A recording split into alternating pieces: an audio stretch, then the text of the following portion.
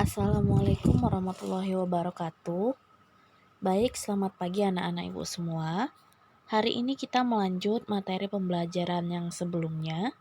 Jika pertemuan sebelumnya kita sudah membahas tentang kalor jenis, seperti yang rumusnya Q sama dengan M kali C kali delta T, maka kita sekarang akan membahas tentang kalor lebur, yaitu berhubungan dengan kalor yang dapat merubah wujud benda.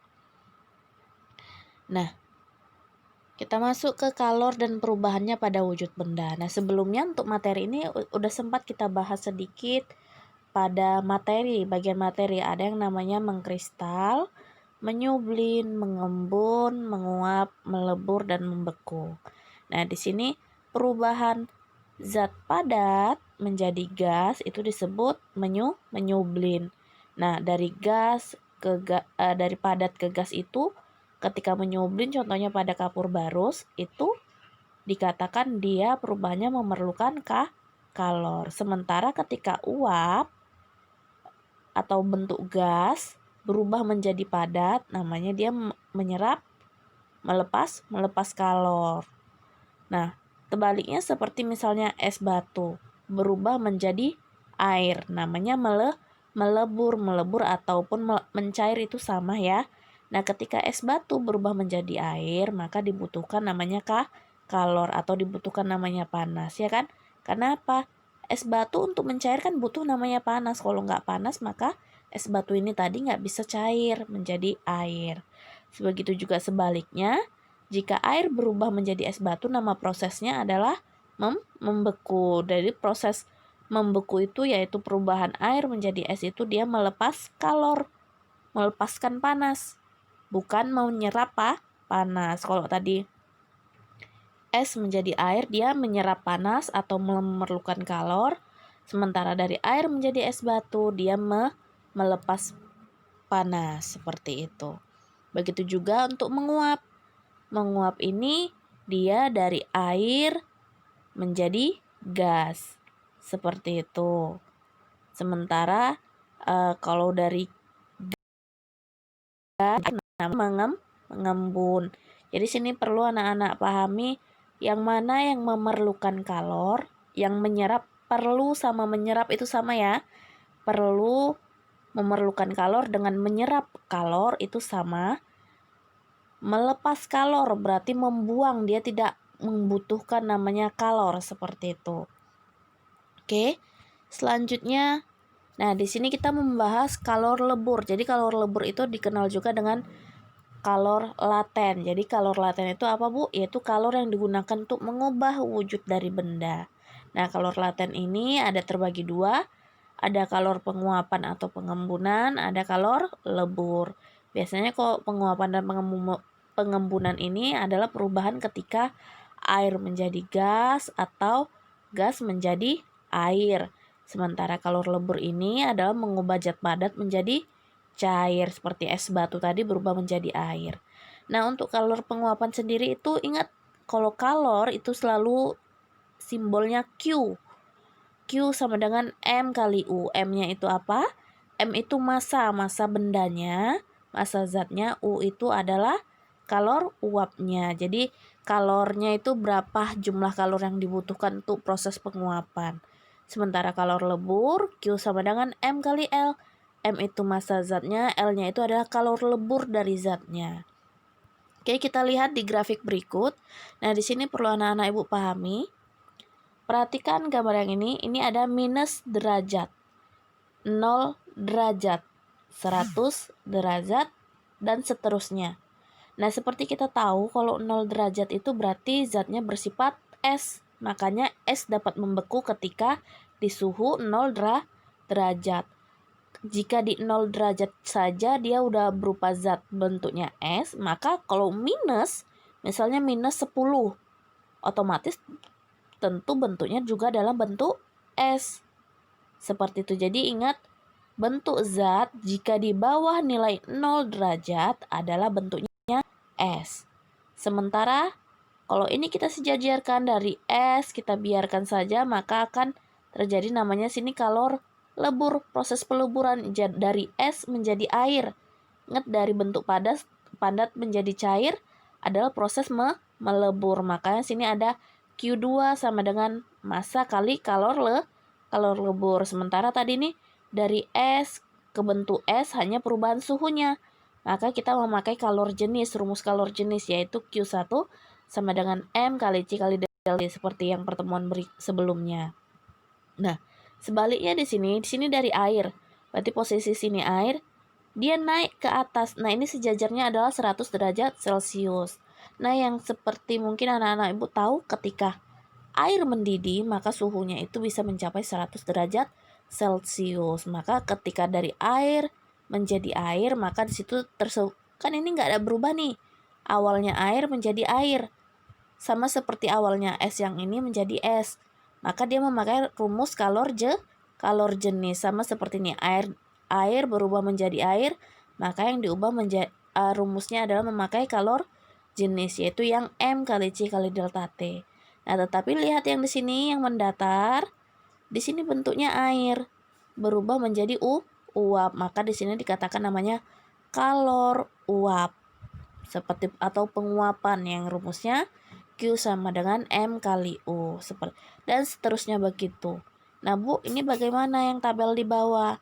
Nah, ini lihat dari S dengan suhu lebih kecil dari 0 derajat. Berarti di bawah 0 derajat sampai 0 derajat Celcius tuh. Maka kalor yang diserap itu adalah memakai rumus massa S kali C atau kalor jenis S kali delta T. Itulah yang Q1 ini. Kemudian dari S yang suhu 0 derajat sampai 0 derajat melebur, yaitu dari S ini menjadi air, maka makailah rumus M kali L, itulah yang Q2. Kemudian dari air dengan suhu 0 derajat sampai nih dari yang 0 derajat, berarti ini kan yang air 0 derajat menjadi 100 derajat Celcius, maka pakailah rumus kalor jenis yaitu M kali C kali delta T sama dengan Q3 ini. Jadi yang ini Q1, yang ini konsep Q2, yang ini konsep Q3. Selanjutnya juga seperti itu. Nah, di sini ada rumusnya. Ini hanya penjelasannya saja, Bu. Ini sebenarnya apa, Bu, di tabel? Kenapa ini berbeda? Maaf. Nah, di sini jika diketahui kalornya diminta dalam bentuk joule. Kan ingat satuan kalor adalah joule ataupun kalori. Jadi bisa dua. Joule ini ketika dia massa zatnya itu dalam kilogram. Tetapi jika massa zatnya itu dalam gram, maka dia memakai kalori. Nah, kalor jenisnya pun juga berbeda. Jika massa bendanya dalam kilogram, maka kalor jenisnya itu adalah pakai yang urutan sini. Jika bendanya atau zatnya itu dalam bentuk gram, maka pakailah tabel yang sebelah sini. Nah, kita lihat contohnya. Nah, di sini ada gambar, perhatikan. Yang di sini minus 5. Minus 5 berarti menunjukkan dia posisinya dalam bentuk S, seperti grafik yang tadi Ibu tunjukkan. Berarti minus 5 sini S, berarti titik A statusnya S. Titik B 0 derajat, berarti masih dalam bentuk S juga. Kita lihat ke C. C ini berarti dalam bentuk melebur. S-nya tadi melebur menjadi air, berarti di sini adalah terjadi proses kalor lebur. Sementara dari A ke B terjadi proses kalor jenis, seperti itu. Oke, kita masuk satu-satu apa yang diketahui di soal. Pertama, massa S. Bila 500 gram S dipanaskan, berarti massanya 500 gram. Maka di sini perhatikan, di sini kan dibuat ada J ini joule kilogram. Karena di sini semuanya dalam bentuk kilogram, kilogram, kilogram, maka massa S yang gram ini harus kita ubah ke kilogram. Maka 500 gram kita ubah ke kilogram. Naik, kalau kita lihat tangga massa itu dari gram ke kilogram naik 3 tangga, maka dibagi 1.500 dibagi 1.000 hasilnya 0,5 kilogram. Kemudian apalagi yang kasih tahu? Kalor lebur S. Ingat simbol-simbolnya tadi yang sebelumnya. kalor lebur itu simbolnya L. Zatnya namanya S, maka L dari S adalah 340.000 joule per kilogram. Nih, Bu, kok beda? Di sini joule kilogram pangkat minus 1. Jadi joule kilogram pangkat minus 1 itu sama dengan joule per kilogram. Kemudian apa lagi yang kasih tahu? CS, yaitu kalor jenis. Ingat, C itu adalah kalor jenis. C dari S-nya itu adalah 2100 joule per kilogram derajat Celcius. Kemudian C airnya atau kalor jenis air adalah 4200 joule per kilogram derajat Celcius. Nah, delta T, perhatikan delta TS-nya, perubahan pada bagian S. Ingat tadi dari A ke B kan, makanya kita rumus nanti sini pakai rumus kalor jenis. M kali C kali delta T. Maka delta T-nya perubahan dari titik A ke B, maka berapa? Yaitu dari 5 dikurang 0 perubahannya kan. Dari 5 ke 0, maka 5 kurang 0 adalah 5 derajat Celcius. Maka yang ditanya adalah kalor yang diperlukan dari A ke C. Nah, dari A ke C maka kita harus melewati A ke B dulu, baru B ke C kan?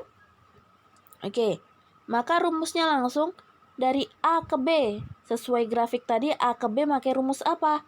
Yaitu M kali C kali delta T. Bu, ini SS-nya apa? Ini menunjukkan nama zatnya adalah bentuk S. M dari massa dari S-nya, kalor jenis dari S-nya, dan perubahan suhunya. Ditambah, itulah yang tadi yang A ke B ya. Ditambah B ke C-nya. Ingat, B ke C ini dari statusnya bentuk S menjadi air. Terjadi namanya kalor lebur. Maka ingat rumus kalor lebur ada Q sama dengan M kali L. Massa dari S-nya dan kalor lebur S-nya. Tinggal dimasukkan nilainya. Massa S-nya tadi berapa? 0,5. C dari S-nya berapa? 2100. Kali delta T-nya 5. Ditambah massa S-nya 0,5. Kalor lebur S-nya 340.000. Kalikan masing-masing. Ini hasilnya adalah 5.250. Ditambah ini dikalikan 170.000, tinggal dijumlahkan, dapatlah 176.300 joule, seperti itu. Jadi silakan dibaca bukunya, contoh-contoh soalnya ada nanti di halaman buku paket tentang kalor ya. Silakan buka bukunya, lihat di daftar isinya. Jika ada yang masih kurang paham, silakan ditanyakan ke ibu. Jika masih kurang paham juga melihat video ini, bisa kalian telepon ibu atau video call ke ibu biar ibu jelaskan lagi. Oke, sekian dari ibu. Ibu akhiri dengan assalamualaikum warahmatullahi wabarakatuh.